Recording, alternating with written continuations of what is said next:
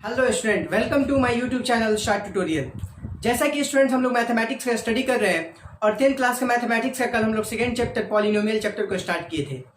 तो polynomial chapter में हम लोगों ने उसका इंट्रोडक्शन देखा था और हम लोगों ने देखा था कि पॉलिनोमियल का डिफिनेशन क्या होता है, पॉलिनोमियल का मतलब क्या होता है। आज हम लोग उसी चैप्टर को प्रोसीड करेंगे, तो आइए उसी चैप्टर को आज हम लोग प्रोसीड करते हैं। तो आज सबसे पहले हम बात करेंगे, कुछ बेसिक्स का ही बात करेंगे। तो बेसिक में सबसे पहले हम बात करेंगे लीनियर पॉलिनोमियल क्या होता है, क्वाड्रेटिक पॉलिनोमियल क्या होता है एंड क्यूबिक पॉलिनोमियल क्या होता है। तो अगर लीनियर पॉलिनोमियल की हम बात करें, लीनियर पॉलिनोमियल, ओके, तो लीनियर पॉलिनोमियल क्या होता है? अ पॉलिनोमियल ऑफ डिग्री 1, यानी ऐसा पॉलिनोमियल जिसका डिग्री 1 हो, लीनियर पॉलिनोमियल कहलाता है। A polynomial of degree 1 is called the linear polynomial और इसका जनरल इक्वेशन जो होता है ax प्लस b होता है। एंड जो एग्जांपल इसका देखें तो 2x प्लस 3 इसका एक एग्जांपल होगा लीनियर पॉलिनोमियल का।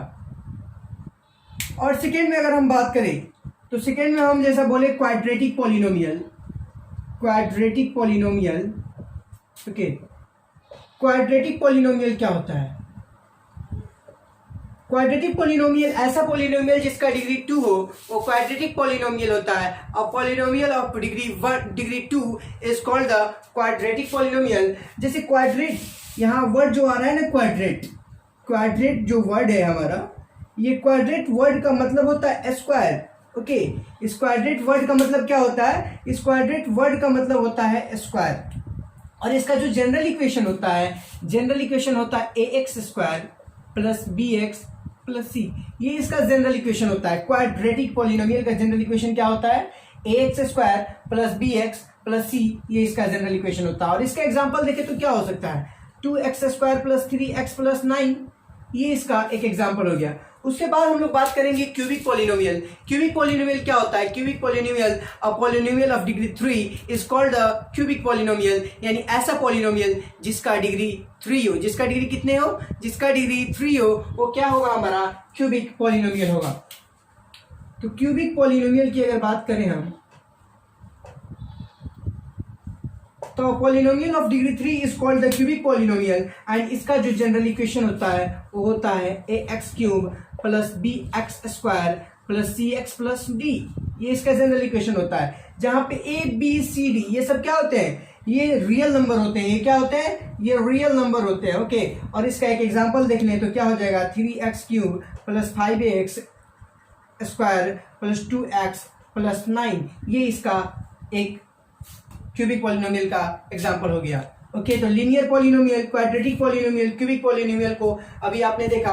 अब हम लोग आगे इसको देखेंगे कि आगे इसका क्या यूज है। स्टूडेंट्स, अब हम लोग बात करेंगे zero of linear polynomial. Linear polynomial का जीरो क्या होता है, इसके बारे में बात करेंगे। तो जैसा अभी आपको मैंने बताया कि जो लीनियर पॉलिनोमियल होता है उसका जनरल इक्वेशन क्या होता है? A x plus B,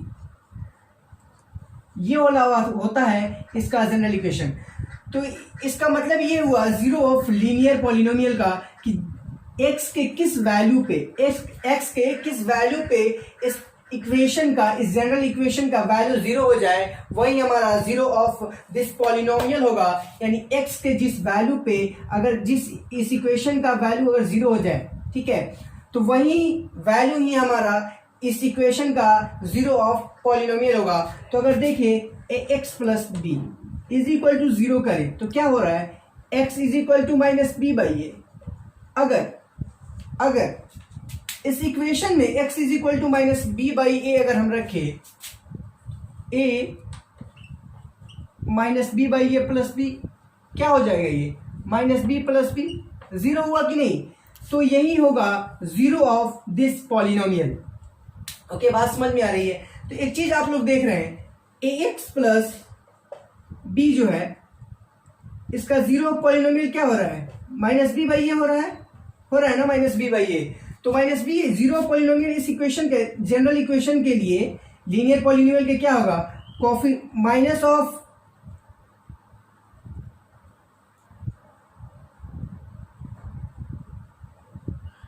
of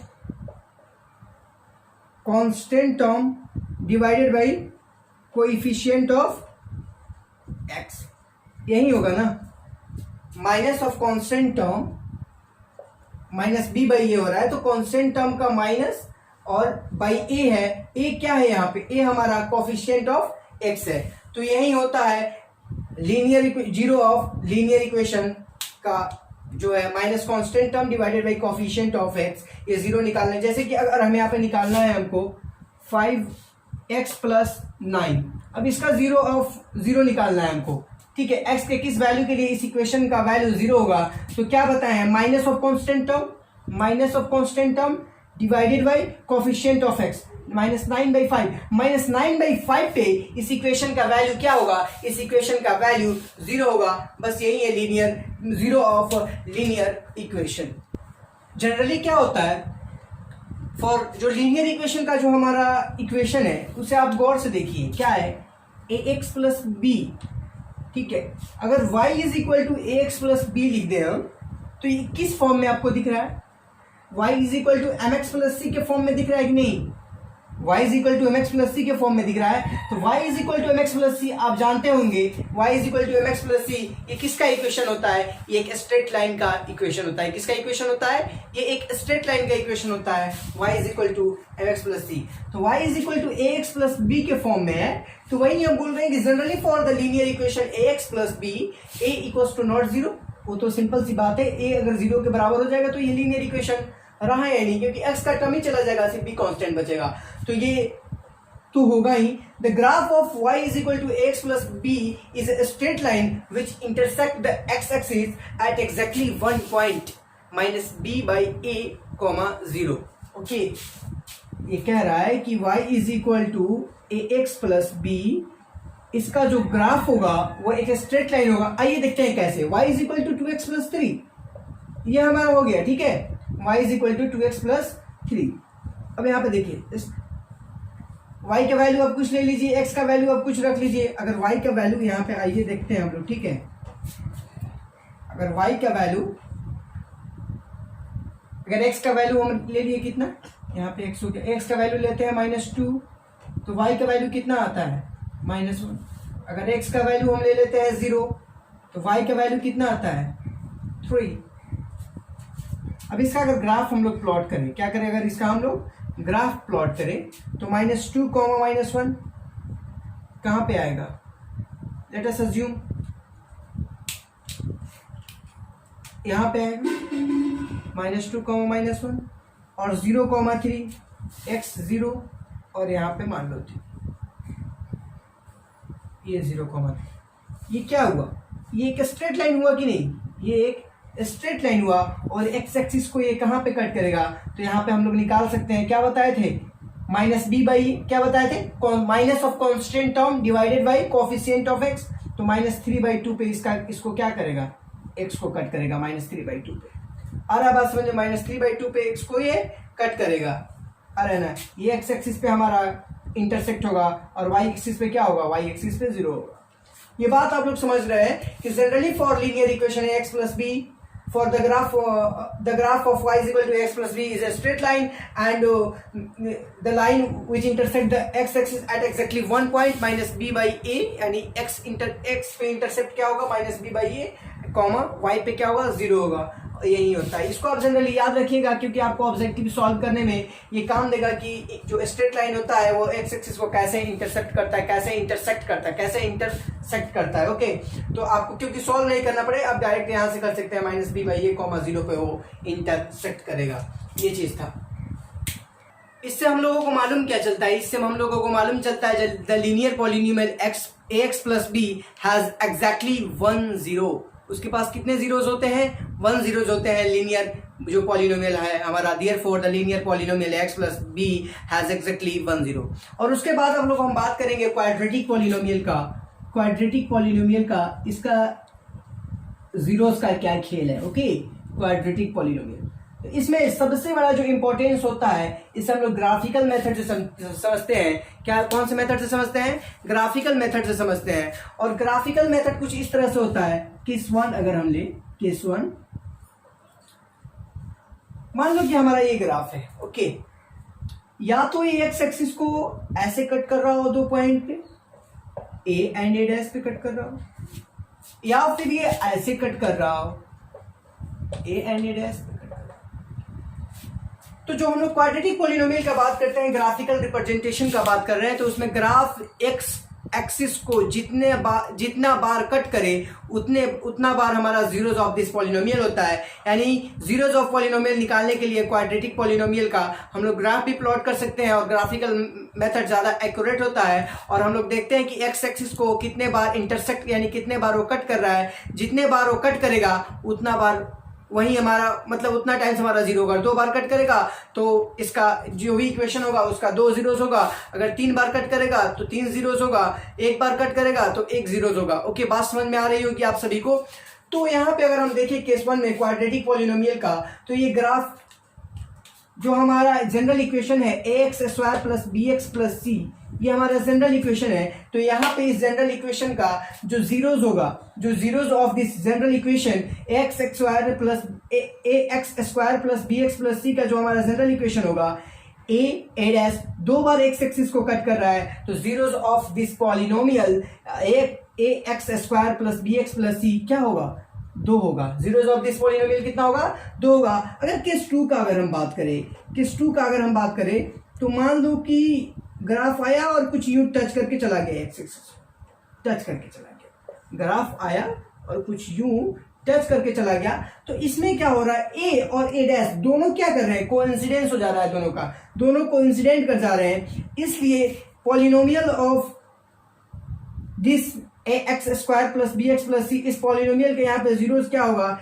एक ही पॉइंट पे ये इंटरसेक्ट एक्स एक्सिस को इंटरसेक्ट कर रहा है, यानी एक्स एक्सिस को काट रहा है। तो यहाँ पे कितना हो जाएगा? यहाँ पे 0 1 हो जाएगा। यहाँ पे 0 क्या हो जाएगा? यहाँ पे भी 0 1 हो जाएगा।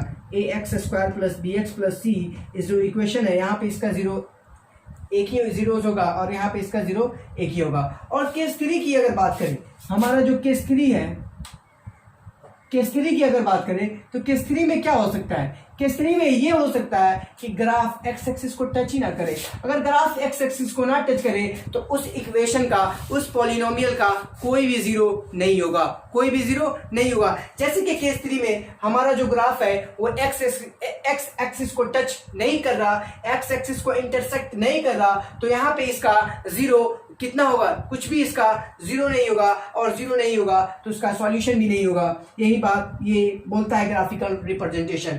अगर ग्राफ जितनी बार एक्स एक्सिस को इंटरसेक्ट करेगी, जितनी बार एक्स एक्सिस को इंटरसेक्ट करेगी, उतना हमारा उस इक्वेशन का जीरोज मिलेगा, उतना हमारा उस इक्वेशन का जीरोज मिलेगा। अभी आगे हम लोग देखेंगे, कुछ एग्जांपल भी देखेंगे आगे। अभी हम लोग कुछ एग्जांपल देखेंगे कि उसमें कितने जीरोज होंगे। तो लेट अस अज्यूम ये आपका कोई इक्वेशन है, कोई भी इक्वेशन है, और उसका ग्राफ कुछ इस तरह से है, उसका ग्राफ कुछ इस तरह से है। अगर क्वेश्चन में पूछ दे इसके कितने जीरोज हैं, अगर इस क्वेश्चन में पूछ दे इसके कितने जीरोज हैं, तो डायरेक्ट आप एक्स एक्सिस को ये ग्राफ कितनी बार कट कर रहा है? ये ग्राफ एक्स एक्सिस को कितनी बार कट कर रहा है? 1 बार, 2 बार, 3 बार। तो जीरोज ऑफ दिस पॉलिनोमियल कितना हो जाएगा? 3 टाइम्स। कितना होगा? जीरो ऑफ दिस ग्राफ, इस ग्राफ का जीरोस कितने होंगे? इस ग्राफ में जीरोस कितने होंगे? 3 होंगे। 3 बार एक्स एक्सिस को कट कर रहा है तो कितने जीरो होंगे? 3। अगर वही क्वेश्चन में पूछ दे इसका जीरो कितना होगा? इसका जीरो आप 0 लिखेंगे। अगर वही क्वेश्चन में पूछ दे इसके कितने जीरोस होंगे, तो कितने बार कट कर रहा है? 1 2 3 बार कट कर रहा है, 3 होगा। अगर वही पूछ दे 3 बार, आ रहा बात समझने, ग्राफ कैसा भी हो, इसमें कितना बार कट कर रहा है? 2 बार। एक्स एक्सिस को ग्राफ जितनी बार कट करेगा जितनी बार कट करे उतना ही हमारा जीरो ऑफ दिस ग्राफ, और ये किसी न किसी पॉलिनोमियल का ही ग्राफ होगा, तो वो हमारा उतना ही उसका जीरो होगा। इसके बाद हम रिलेशन की बात करेंगे। हम लोग क्या करेंगे? रिलेशन की बात करेंगे। तो आप लोग चाहे तो इसे नोट कर सकते हैं एग्जाम्पल के लिए कि जितनी बार ग्राफ कट करेगा उतनी बार हमारा जीरो होगा। अब हम लोग देखेंगे relation between zero and coefficient of polynomial. Coefficient के पॉलिनोमियल एंड जीरो में क्या रिलेशन होता है, क्या संबंध होता है, इसी चीज को अब हम लोग देखेंगे। तो सबसे पहले we have already seen that zero of polynomial x plus b क्या था, minus b by a, minus b, we have already seen that. तो the zeros of polynomial x plus b यानी लीनियर पॉलिनोमियल का zero क्या था, minus b by ए था। तो आगे इसको हम लोग प्रोसीड करते हैं, इसलिए उसको अब ये यहाँ पे हम लोग डिस्कस नहीं करेंगे। हम लोग बात करते हैं जैसे p x is equal to x square, ठीक है, minus eight x plus six, इसकी बात कर लेते हैं। Okay, 2x² minus 8x plus 6 ये हमारा एक क्वाड्रेटिक पॉलिनोमियल है, ठीक है, क्योंकि इसका डिग्री कितना है, इसका डिग्री 2 है। तो इसको बात करेंगे। आप लोगों ने जैसे 9th क्लास में फैक्टराइजेशन पढ़ लिया होगा कि इस इक्वेशन को कैसे फैक्टराइज किया जाता है, इस चीज को आप लोगों ने स्टडी कर लिया होगा। अभी हम लोग एक बार इसका अभी आपको मैं रिकॉल भी करा दूंगा कि कैसे किया जाता है। तो जैसे ये है 2x² माइनस 8x प्लस 6, तो सबसे हम लोग बीच वाले मिड टर्म को देखते हैं। क्या देखते हैं, मिड टर्म को। मिड टर्म कितना है मेरा, 8x, और इन दोनों को क्या करते हैं, इन दोनों को मल्टीप्लाई करके देख लेते हैं कितना आता है, 12x²। तो जो हमारा इसी फैक्टराइज करने का तरीका ये होता है कि इस माइनस 8x को ऐसे फैक्टराइज किया जाए कि एडिशन या सब्ट्रैक्शन करने पे जो हमारा रिजल्टेंट हो वो माइनस 8x हो, और उसको मल्टीप्लाई करने पे कितना आए, तो 12x² है। आया बात समझ में?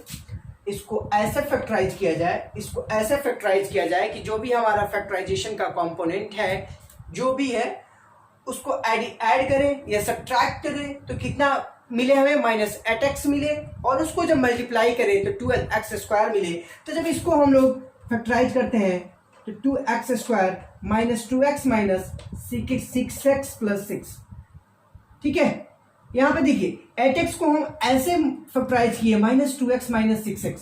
अगर इसको हम लोग ऐड करें तो कितना हो जाएगा, ये माइनस 8x हो जाएगा, कि नहीं, और इसको अगर मल्टीप्लाई करेंगे तो 12x² हो जाएगा। क्लियर, आप लोगों को समझ में आ गया होगा। अब यहां से 2x कॉमन हो जाएगा, x माइनस 1 होगा, माइनस 6 यहां से कॉमन हो जाएगा, x माइनस 1 होगा। अब यहां पे देखते हैं 2x minus 6 and x minus 1 आ रहा है, बात समझ में, 2x minus 6 and x minus 1। उसके बाद यहां पे देखते हैं, अब इसका जीरोस निकालना है हमें, तो 2x minus 6 is equal to 0 and x minus 1 is equal to 0, तो x is equal to 3 and x is equal to 1। ये हमारा दो जीरोस मिले। कितने जीरोस मिले इसके, 2 जीरोस मिले। अगर इसका ग्राफ आप ड्रॉ कीजिएगा तो ये एक्स एक्सिस को 2 बार कट करेगा। एक्स एक्सिस को कितनी बार कट करेगा, एक्स एक्सिस को 2 बार कट करेगा, क्योंकि इसके 2 जीरोस मिले हैं। और आपको पहले ही मैंने बताया कि एक्स एक्सिस को अगर कोई ग्राफ जितनी बार कट करे उतना ही उसका जीरो होता है। तो ये x इज इक्वल टू 3 और x इज इक्वल टू 1, इसके 2 जीरोस हैं। अब हमें क्या करना है, हमें रिलेशन निकालना है, relation between zero and coefficient of polynomial. Polynomial के कोफिशिएंट एंड जीरो से हमें क्या निकालना है, इसका रिलेशन निकालना है। तो अब देखेंगे हम, अगर सम ऑफ जीरो देखें, ठीक है, अगर हम लोग सम ऑफ जीरो देखें, सम ऑफ जीरोस कितना हो जाएगा, एक 0 3 है, दूसरा कितना है 1, कितना हो रहा है ये 4, ठीक है। और sum of zero according to equation क्या हो जाएगा, according to equation minus of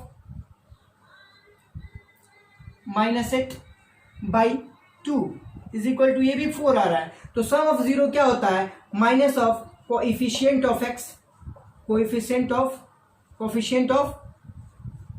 x divided by coefficient of x²।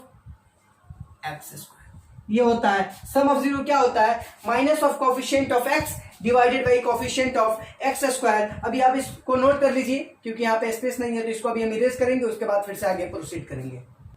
अभी हम लोग क्या देखें, एक x इज इक्वल टू 3 था, x इज इक्वल टू 1 था, तो सम ऑफ, देखिए ना सम क्या होता है, तो सम ऑफ रूट्स क्या होता है, या सम ऑफ जीरोस क्या था, रूट्स या जीरोस बोले बात बराबर है, ओके। इसके रूट से क्या था, minus of coefficient of x divided by coefficient of x। ये फॉर्मूला याद रखिएगा ताकि आपको ऑब्जेक्टिव सॉल्व करने में प्रॉब्लम ना हो, ओके। अब प्रोडक्ट ऑफ जीरोस बात करें या रूट्स, प्रोडक्ट ऑफ जीरोस बात करें या रूट्स बात करें, ये क्या होगा, 3 × 1 इज इक्वल टू 3, यही हुआ ना, 3 इज इक्वल टू 3। और जो हम लोग बात करते हैं प्रोडक्ट ऑफ जीरो क्या होगा, constant term divided by coefficient of x square, coefficient of x square. ये हमारा होता है प्रोडक्ट ऑफ जीरोस का formula, constant term divided by coefficient of x square, और सम ऑफ जीरोस क्या होता है minus of coefficient of x divided by coefficient of x square. अब हम लोग जनरल इक्वेशन जो लिखते हैं a x square plus b x plus c, अब इसको हम लोग जनरलाइज करने का सोच रहे हैं, ठीक है, इसको जनरलाइज कर दें तो a x square plus b x plus c, let us assume इसका जो हमारा दो जीरोस आएगा क्या आएगा, अल्फा एंड बीटा आएगा। क्या आएगा, अल्फा एंड बीटा आएगा।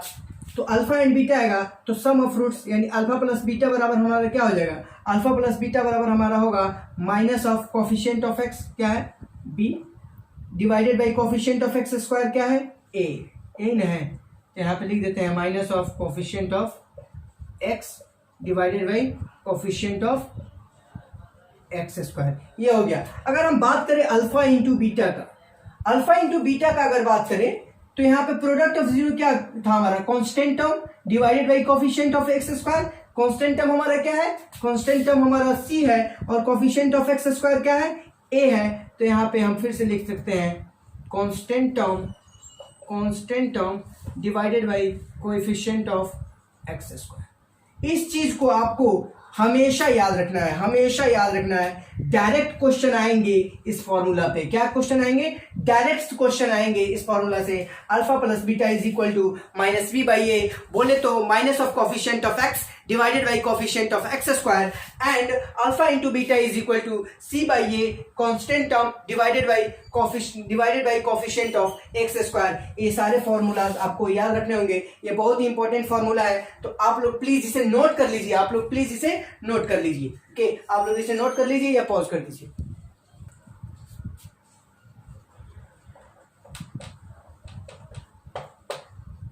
मान लो ये आपका क्वेश्चन है, मान लो ये आपका क्वेश्चन है। क्वेश्चन क्या है, x square plus 7x plus 10, और बोल रहा है इसका रिलेशन चेक करना, zero and coefficient of x square के साथ इसका रिलेशन चेक करना है। तो अभी हम आपको क्या बताए थे, सबसे पहले आप इसको काम कीजिए, फैक्टराइज कर लीजिए। फैक्टराइज करने का आप लोग सीख ही गए हैं, तो मैं फैक्टराइज फटाफट कर देता हूं।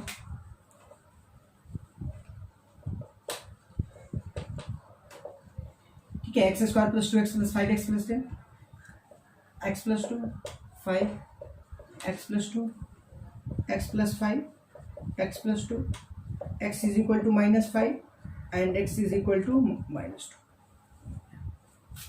अब बोल रहा है कि रिलेशन चेक करना है कि ये रिलेशन सही है या नहीं है। तो हम लोग क्या देखे थे यहाँ पे हम लोग क्या देखे थे, सम ऑफ जीरोस या रूट क्या होगा, -5 प्लस -2 कितना हो जाएगा, -7 होगा कि नहीं होगा।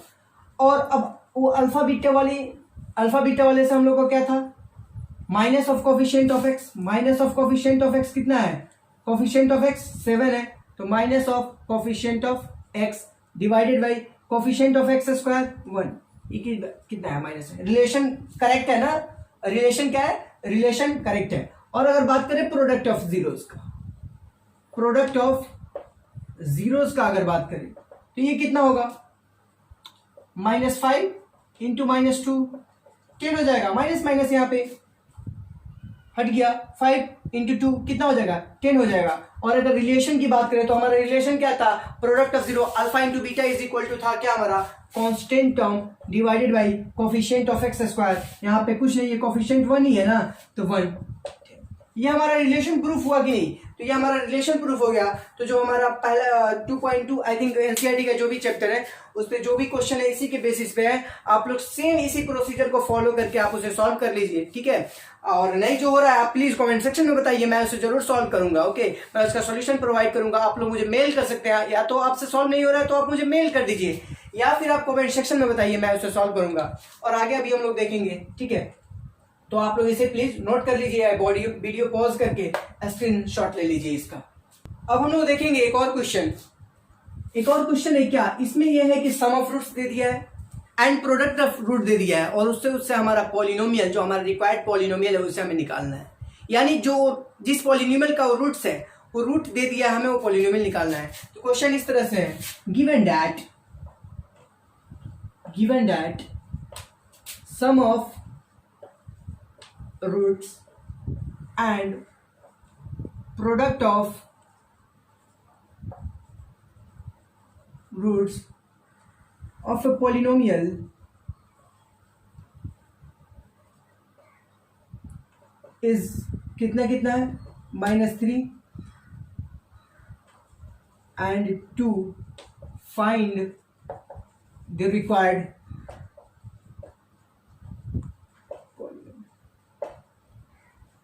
यानी जो भी आपका पॉलिनोमियल हो, सम ऑफ रूट्स दिया हो, सिंपल सा लॉजिक में समझो क्वेश्चन को, सम ऑफ रूट्स दे दिया है, प्रोडक्ट ऑफ रूट दे दिया है और इससे हमारा पॉलिनोमियल निकालना है। निकालने के दो तरीके हैं, let us alpha is equal to -3, beta is equal to 2, नहीं sorry alpha plus beta is equal to -3 and alpha into beta is equal to 2। Alpha plus beta बराबर कितना होता है -b/a, ठीक है, और ये कितना दिया है -3/1 ये दिया है। तो -b/a इज इक्वल टू -3/1, तो b किसके बराबर हो रहा है, b is equal to 3, a is equal to 1, आया कि नहीं, यहां से आया ना। और alpha into beta is equal to कितना दिया है 2, और ये कितना होता है c के बराबर, c/a के बराबर। तो c हमें साफ साफ दिख रहा है, c इज इक्वल टू कितना यहाँ पे दिया है 2 है। अब जनरल इक्वेशन क्या जानते हैं, जनरल इक्वेशन जानते हैं ax² plus bx plus c। a की जगह पे कितना है 1, तो 1x², b की जगह पर कितना है, b की जगह पर हमारा 3 है 3x, c की जगह पर कितना है 2 है। तो तुम्हारा जो रिक्वायर्ड इक्वेशन होगा x² प्लस 3x प्लस 2। आ गया कि नहीं, तुम्हारा आंसर आ गया ना। तो ये फर्स्ट मेथड है। सेकेंड मेथड आप इसको नोट कर ले, अभी मैं दिखाऊंगा सेकेंड मेथड क्या है। सेकेंड मेथड और कुछ नहीं, बस एक फॉर्मूला है जिसे हम लोगों ने पहले पढ़ चुके हैं, ठीक है ना, हम लोगों ने जिसे पहले पढ़ा है। सेकेंड फॉर्मूला क्या होता है रिक्वायर्ड पॉलिनोमियल के लिए, ठीक है, x² minus sum of roots into x plus product of roots is equal to 0। और ये आसान तरीका भी है, ये फॉर्मूला आप लोग याद कर लीजिए और इसी पे क्वेश्चन कर सकते हैं। और वो जो मेथड बताया हमने कंपैरिजन करके, वो भी मेथड आसान है, लेकिन बेस्ट ये रहता है फॉर्मूला डायरेक्ट आप लिखो एंड फॉर्मूला पे पुट कर दो, ओके। वहां पे यहाँ पे कोई गलती का चांस नहीं होता है। सम ऑफ रूट्स कितना है -3x, प्रोडक्ट ऑफ रूट कितना है 2 इज इक्वल टू 0। तो x² प्लस 3x प्लस, आया कि नहीं, तुम्हारा दोनों भी मेथड से सेम आंसर आया। जो भी मेथड आपको अच्छा लगे, जो भी मेथड आपको कंफर्टेबल लगे, जिस मेथड से भी आपको आसानी होती हो, वो मेथड आप यूज कर सकते हैं, ओके। तो आप लोग इसे नोट कीजिए प्लीज, इस फॉर्मूला को याद रखिएगा आप हमेशा, x² minus sum of roots into x plus product of root. ये फॉर्मूला बहुत ही इंपॉर्टेंट है और ऐसे क्वेश्चन को सॉल्व करने के लिए ये फॉर्मूला आपको हमेशा याद रखना होगा। अगर आपको फॉर्मूला याद नहीं है तो आपको मैंने पहले बताया कंपैरिजन मेथड, उस कंपैरिजन मेथड से आप जाइए, उसे सॉल्व कीजिए, ओके। तो आप इसे नोट कर लीजिए, स्क्रीनशॉट ले लीजिए। अब सबसे पहले हम लोग कुछ जनरल इक्वेशन, बस आज के लिए इतना ही था बस, लेकिन जनरल इक्वेशन हम लोग देख लेते हैं, ओके। जनरल इक्वेशन जो होता है लीनियर पॉलिनोमियल का क्या होता है, ax प्लस b होता है। क्वाड्रेटिक पॉलिनोमियल के लिए क्या होता है, ax² plus bx plus c होता है, जिसे आप लोगों ने पहले बताया मैंने। क्यूबिक के लिए क्या होता है, ax³ plus bx² plus cx plus d, ये वाला होता है। और रूट्स ऑफ जीरो, रूट या जीरो को लीनियर इक्वेशन क्या होता है, एक ही रूट होता है, एक ही जीरो होता है -b/a। और फॉर क्वाड्रेटिक इक्वेशन के लिए क्या होता है, पॉलिनोमियल के लिए दो रूट्स होते हैं, अल्फा बीटा। और अल्फा बीटा का जो ये दो फॉर्मूला है, ये जो फॉर्मूला हमें याद रखने हैं हमेशा a alpha plus beta is equal to -b/a, alpha into beta is equal to c/a। General equation यही ना होता है ax² प्लस bx प्लस, तो आपको मालूम है इसमें b क्या है c क्या है ना, cubic ax³ plus bx² plus cx plus d, इसका ये जनरल इक्वेशन होता है। और इसके 3 रूट्स होते हैं, अल्फा बीटा गामा। तो alpha plus beta plus gamma is equal to -b/a, alpha beta plus beta gamma plus gamma alpha is equal to c/a, alpha beta gamma is equal to minus d by a. ये इतने सारे formulas हैं इस chapter में, बस इस chapter में इन सारे फॉर्मूला को अगर आप याद रखते हैं तो ये चैप्टर आपके लिए आसान है। अगर ये फॉर्मूला, ये मतलब थ्योरी, ये जो भी जनरल इक्वेशन है अगर आपको मालूम नहीं है तो आपको प्रॉब्लम सॉल्व करने में बहुत ज़्यादा मुश्किलें आने वाली हैं। तो प्लीज़ आप लोग इसे नोट कर लीजिए और आप लोग इसे रिमेंबर कर लीजिए, समझ लीजिए। ओके, तो आज के लिए इतना ही था। कल हम लोग एक क्वेश्चन आंसर का एक सेशन रहेगा हम लोग का, जिसमें हम सारे एनसीईआरटी का जो भी क्वेश्चन होगा मैं उसे सॉल्व कर दूंगा। तो कल का लेक्चर थ्योरी पार्ट नहीं रहेगा, मैं एनसीईआरटी का क्वेश्चन सॉल्व करूंगा, उसके बाद कुछ और थ्योरी होगा, उसके बाद ये पॉलिनोमियल चैप्टर खत्म हो जाएगा। तो आज के लिए इतना ही, मिलते हैं अगले लेक्चर में। Stay motivated.